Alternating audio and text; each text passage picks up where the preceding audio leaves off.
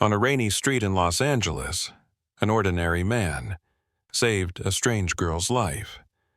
But when he brought her to the hospital, he was not thanked, but humiliated.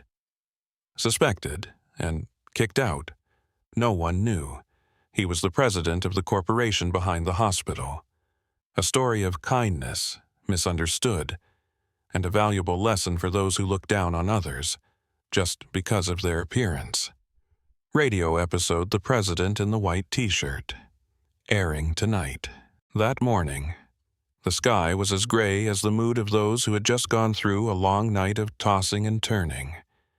The rain lasted from late at night until dawn, leaving the road wet, slippery, and cold.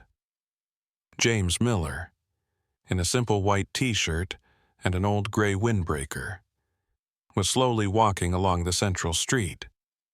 He didn't need a driver to pick him up, nor did he bring any attendants. With his worn-out canvas shoes, he looked like an ordinary worker, blending into the hurried crowd. At that moment, a sudden screeching sound of a car braked loudly. A small car sped by, unable to handle the situation when a young girl was crossing the street. The loud crash echoed throughout the street. The pedestrians turned around in surprise. Many people covered their mouths, panicked. The girl lay sprawled on the wet road, blood from her forehead and legs gradually seeping into her thin white shirt. Many people stopped, but no one dared to move forward. Some took out their phones to film. Others muttered, "She must be seriously injured. Oh my God. Call an ambulance. I wonder if anyone is a relative." James did not hesitate. He ran over, knelt down beside the girl, took off the windbreaker he was wearing to shield her from the rain. He took a handkerchief from his pocket, pressed it gently against her forehead to stop the bleeding. The girl's face was pale, her eyes were closed, her breathing was weak. "Can you hear me? Please try. I will take you to the hospital right away." He looked up, looked around, and shouted, "Can someone call a taxi for me? She is losing too much blood." A nearby driver saw this and quickly backed up, without waiting another second. James picked up the girl with both hands and hurried into the car. The rain kept pouring down, but on James' face there was only determination and urgency. The emergency department of a large hospital in the city.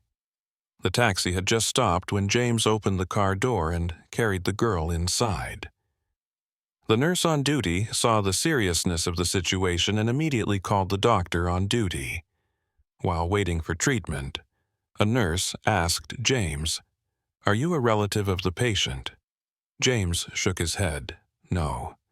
I'm just a passerby who saw her in an accident and brought her in. I don't know her name. She doesn't have any identification. Only a small bag that fell next to her." The nurse glanced at him, somewhat suspicious. "Okay, please wait over there. When the doctor needs information, we'll call." James nodded, retreated to the waiting chair, his shirt soaked, his hair still wet with rain. He silently looked into the emergency room, his eyes worried. Less than 15 minutes later, a well-dressed family walked in. The middle-aged man wore a high-class suit and shiny leather shoes. The woman wore expensive glasses and carried a designer bag, followed by a young man. They walked in with worried looks, but immediately froze when they saw James sitting there. The man frowned. He approached, looking at James from head to toe with an unpleasant gaze. "Who are you? Who gave you permission to touch my daughter?" James calmly replied, "I was the one who brought her here. She had an accident right in front of me. I can't stand still." The man raised his face, his voice full of doubt. "No status, no connections. And you dare to hold my daughter? What is your purpose?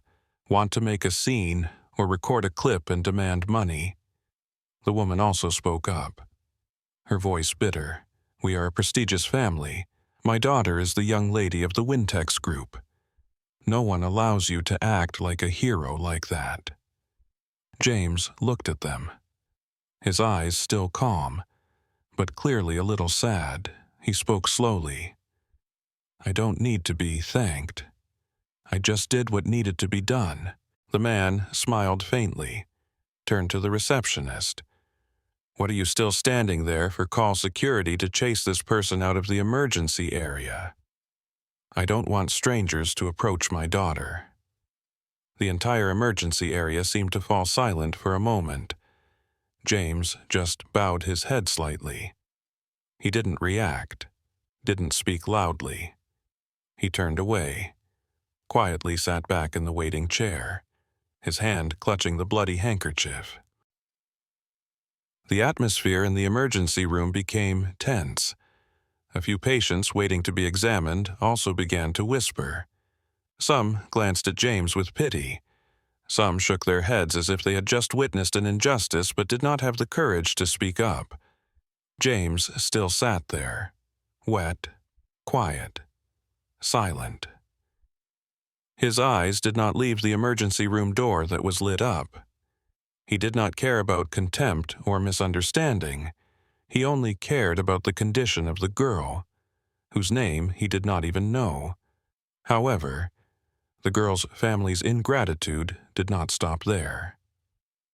The father, Mr. Tran Hui, started to make a phone call, walking back and forth, deliberately speaking loudly so that the whole area could hear. "Yes, I'm at the Central Hospital. The girl had an accident, and some vagabond brought her in. I don't know what his intentions were. It's like he's trying to get close to the girl." He paused, glanced at James, and continued. "Yes, I've asked security to keep an eye on him. That kind of person is very dangerous. Dressed like a homeless person and touching his own family. Who knows who he is?" The mother, Mrs. Huang Lan, sitting next to him, was equally harsh. She wiped away her tears and spoke to her son standing next to her. "Your sister is the young lady of the Tran family. Never in her life has anyone touched her like that. Now being carried by a dirty guy in the middle of the street. How humiliating." James heard every word. He didn't react, not a single expression. Only his eyes seemed to droop slightly. A moment later, the female doctor on duty at the emergency room came out. She took off her mask, looked around, and spoke. "Who is the relative of patient Tran Baongok?" The girl's family quickly stood up. "We," the mother replied. The doctor nodded, then looked at James. "And you were the one who brought her here?" James nodded slightly. "Yes, thank you. If you hadn't brought her here in time, she might have bled too much, leading to a drop in blood pressure, endangering her life. We are fixing the wound and doing tests. She is temporarily out of danger." James let out a sigh, silently nodding. He was about to leave, but the father stepped forward, stopping him. "Wait, what do you want?" James was surprised. "I don't understand what you mean. I mean, you saved my daughter. What do you want now? Fame, money?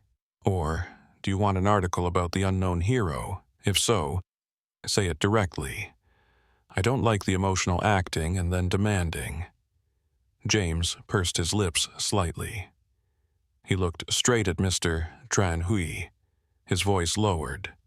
"I don't need anything. I saw someone injured, so I helped. That's the right thing to do.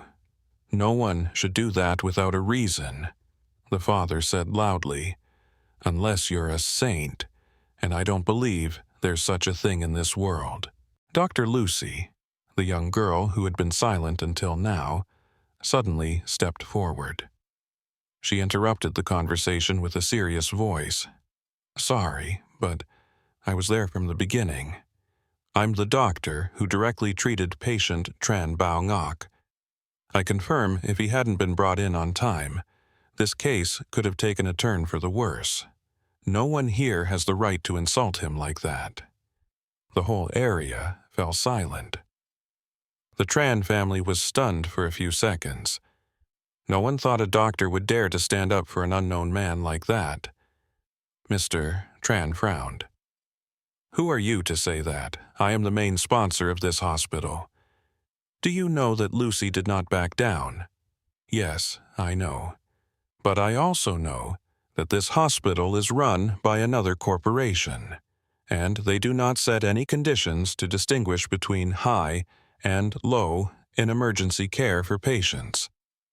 James looked at Lucy, his eyes a little surprised. Then he turned to Mr. Sun. His voice was low but decisive. "May I ask, is this hospital your family's?" The man sneered.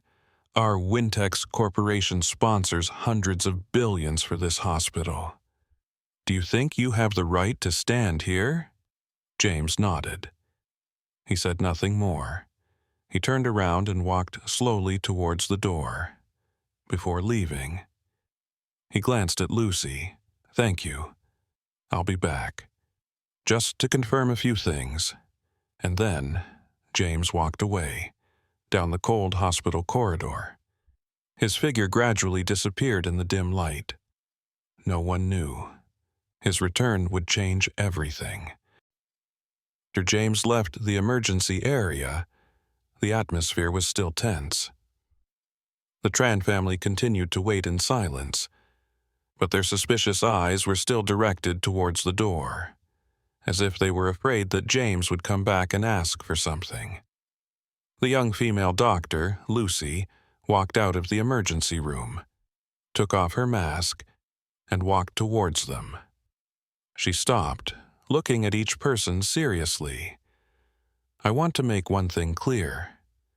The man you just insulted is the one who saved your daughter's life. He didn't ask for anything. No thanks. No money. He just brought the patient here and then sat there quietly waiting." Mrs. Huanglan spoke, her voice lower than before. "But he looked like a vagabond. How can we believe him?" Lucy shook her head. "Appearances don't say it all. There are people who wear ragged clothes, but their hearts are noble. On the contrary, there are people who wear expensive clothes, but are poor in heart." No one said anything more.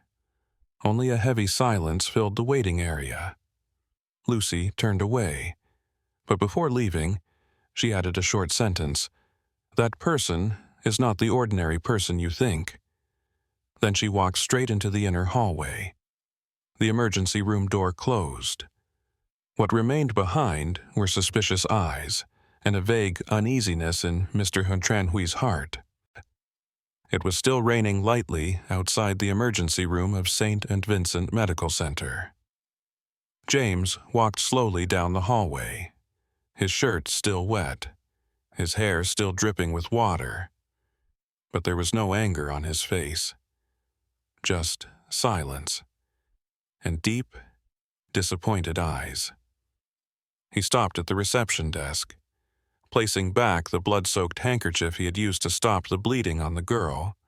"This is hers. I don't want to keep anything." The nurse was surprised. "You don't want to leave your name so her family can know and thank you."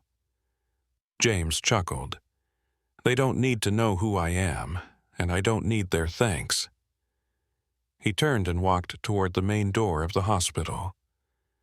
The sky was leaden gray, and a cold wind blew through the wide hallway. A shiny black SUV stopped in front of the gate. The driver got out, bowed his head, and opened the door. James walked in without saying anything. From the upper floor, Lucy Carter stood behind the glass door, watching the wheelchair leave the hospital. She thought to herself, "That man is not simple at all." The next morning, the entire executive board of St. Vincent Medical Center received an urgent email. The subject line was short. Notification: the president of Millennium Health will be making a surprise inspection at 900 this morning. The department heads, the CFO, and the chief administrative officer were all on time in the conference room on the upper floor. Everyone was nervous. The new president of Millennium Health, the corporation that had just acquired this hospital system, had not yet appeared. No one knew his face. The only rumors were that he was very young, wealthy, private, and extremely strict. Dr. Lucy Carter was also present, invited as the doctor who directly treated the important case yesterday. She stood near the window, still thinking about the man in the white t-shirt who had quietly left. At exactly 900, the elevator on the private floor lit up. A group of people in neat suits walked out first. After a few seconds, a tall, straight man in a black suit walked slowly into the conference room. No one spoke. No one breathed heavily. Everyone's eyes turned to him, the man who had been mistaken for a homeless man yesterday, James Miller.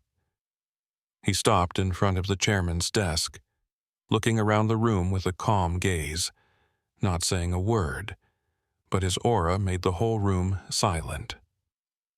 Dr. Lucy Carter was stunned. She could hardly believe her eyes. The man who had been kicked out of the emergency room yesterday was President James Miller, the owner of this entire hospital. In the large conference room of St. Vincent Medical Center, the atmosphere was tensely silent. All eyes were on the man who had just entered. The elegant black suit, the straight-backed, calm, yet powerful gait, without any introduction, just by looking at him. People knew who he was. A board member whispered, "That's James Miller, chairman of Millennium Health, the person who is in charge of the entire largest hospital system on the West Coast." Dr. Lucy Carter almost held her breath. She looked at James, not daring to blink. Everything she had suspected yesterday now became true. On the other side of the room, the Tran family had just entered. Mr. Robert Tran, Mrs. Linda, and their daughter, who had just woken up, Emily Tran. They were invited to sign a medical equipment donation contract for the hospital. They did not expect to meet again the man they had offended. As soon as he saw James, Mr. Robert frowned. He whispered to his wife, "Why does he look so familiar?" "The same name as yesterday." Mrs. Linda glanced over and lowered her voice. "Impossible." The person yesterday wore a t-shirt and worn-out shoes. At that moment, James Miller turned around. His eyes were directed straight at them.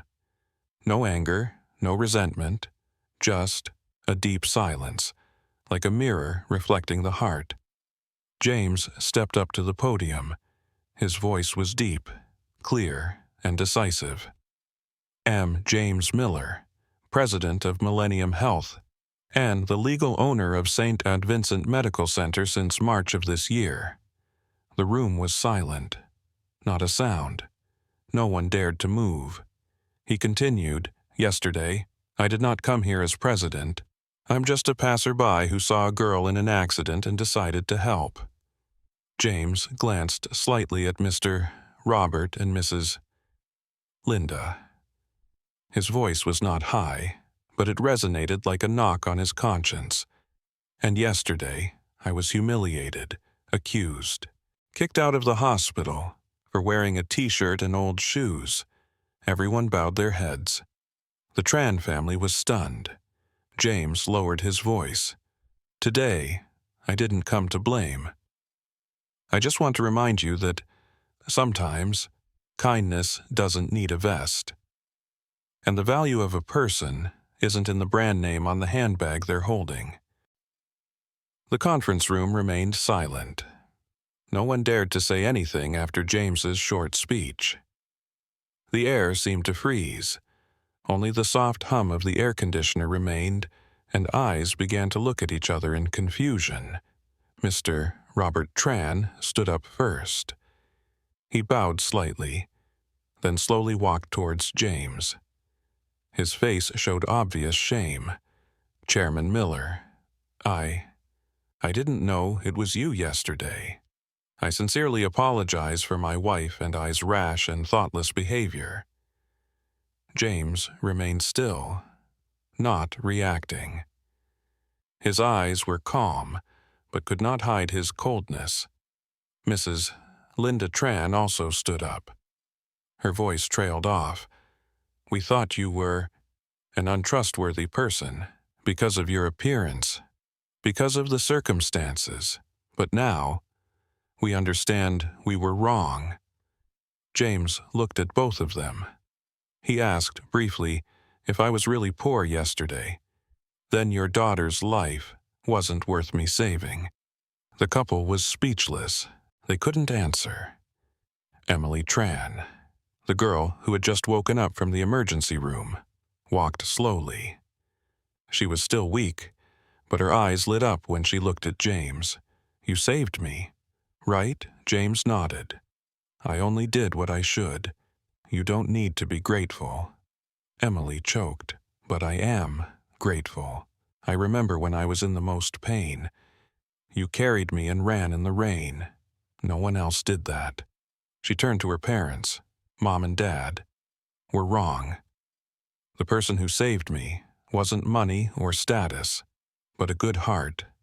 No one spoke. There were only downcast eyes. Filled with regret, James Miller nodded slightly. He stepped back, turning back to the hospital board. "I'm not here today to repeat mistakes. I'm here to propose a new policy." The room all looked up. "What you're about to say will change this hospital forever." The room fell silent. All eyes turned to James. He stood firmly in front of the podium. He did not hold a paper in his hand. His voice was firm, each word clear. "From today on, St. Vincent Medical Center will implement a new policy. All emergency patients, whether insured or not, rich or poor, will be admitted for immediate treatment." A few people on the board stirred. Some were about to object, but James raised his hand. "I do not need to discuss. This is my decision, and I have the right to do it. Health is not measured by wallet. Human life has no class distinction." He paused for a moment, looked at Dr. Lucy Carter, the only person who had stood up to tell the truth yesterday. "And from today, Dr. Carter will be my full-time advisor on humanitarian health policy.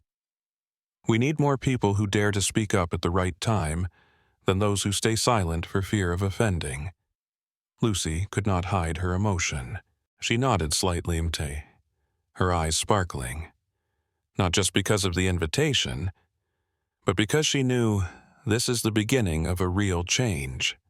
Mr. Robert Tran stood silently beside her. His face wrinkled. His eyes filled with deep regret. He spoke softly. "President James, allow me to continue to sponsor equipment for the hospital. Even today, I no longer have the right to consider myself a benefactor here." James nodded slightly. "I do not refuse kindness, as long as it comes from sincerity, not in exchange for fame." The room seemed to be liberated. The heavy atmosphere gradually dissipated. Everyone understood. This man is not just a president. He is someone who is changing the whole system. After James finished his statement, the room was still silent. Not because of shock, but because everyone was thinking about how, perhaps, this was the first time they heard a chairman not talk about profits, but about conscience. Mr.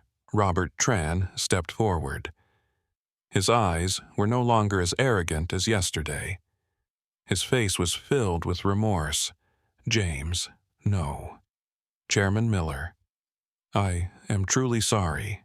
Yesterday, I was not only wrong in the way I treated you, I was also wrong in the way I looked at people. He paused, took a deep breath, then he bowed deeply to James. In front of the entire board, Ms. Linda Tran also stepped forward. Her voice trembled.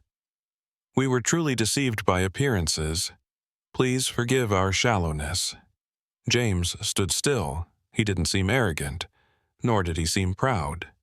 Just calm, and a little relieved. I didn't come here to receive an apology.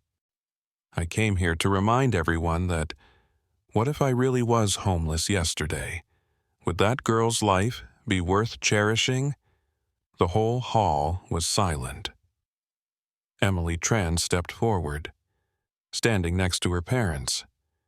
She looked straight at James, her voice sincere. I didn't know who you were when you saved me. I just remember a warm embrace in the cold rain, a calm voice telling me to rest assured. For me, you don't need to be the president. Just be a good person. James bowed his head slightly. Thank you. I just did what anyone should do. He turned back to look at the entire council. We are in the medical field. Let every decision be made with human life in mind. He then concluded the meeting with a short sentence. The review is over. I hope this is not just a meeting, but an awakening. The meeting ended. Everyone left the room one by one. Only James, Emily Tran, and Dr. Lucy Carter remained. Emily sat on the couch by the window. The early morning sunlight shone through the clear glass, soft and peaceful. She still looked a little weak, but her face was much brighter than this morning. James stood nearby, hands in his pockets, silent, not rushing over, not taking the initiative to speak. He just stood there, as if waiting for her to speak first. Emily looked at him. Her eyes were filled with gratitude. Do you have a moment? James nodded. Yes, she smiled. I just wanted to say, thank you. Not because you saved me, but because you didn't need me to be grateful and still helped. James shrugged slightly. I don't think much. When I see someone in need, I just help. Emily looked up at the ceiling. She let out a soft breath. When I was lying on the street, I was so scared. I couldn't see clearly. I just felt someone take off their raincoat to cover me, then carry me and run in the middle of the street. I can't forget that feeling. Warm, very warm. James bowed his head slightly, smiling. Emily turned to look straight into his eyes. When I woke up, I heard my parents say they had offended that person. I felt ashamed, I think. If you had worn a suit and driven a fancy car, they might have thanked you profusely.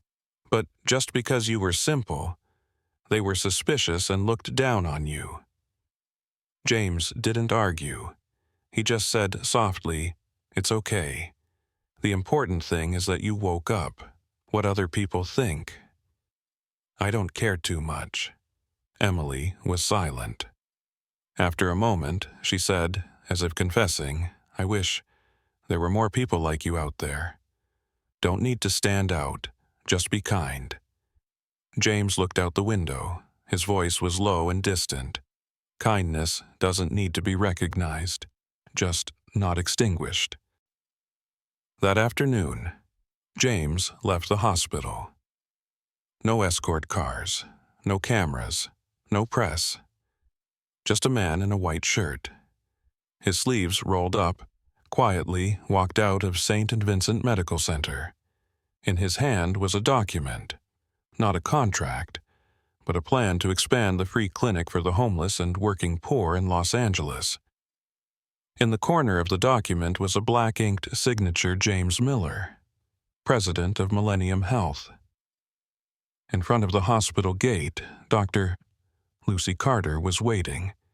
She handed him a cup of hot coffee. "I think you need this more than a medal." James took it, laughing. "Thank you. Coffee is the only reward I need today." Lucy looked at him, her voice soft. "Yesterday, no one recognized you. But today, I think everyone will remember." James shook his head. "I don't need them to remember who I am. Just remember one thing: never judge anyone by their appearance." He turned and walked away, holding a cup of coffee, his tall figure gradually disappearing into the crowd of people finishing their shift. No one knew that the man was the owner of a billion-dollar corporation, only knowing he had just changed an entire hospital, a whole perspective, and a lost belief in kindness in modern society. From the next day, in the hospital's main lobby, a small board was hung up. On it was engraved the words, "No discrimination, no judgment, no rejection. Humanitarian medical policy, founded by President James Miller." And people still tell each other about the man in the white t-shirt in the rain, silently helping people, then quietly disappearing as if he had never appeared.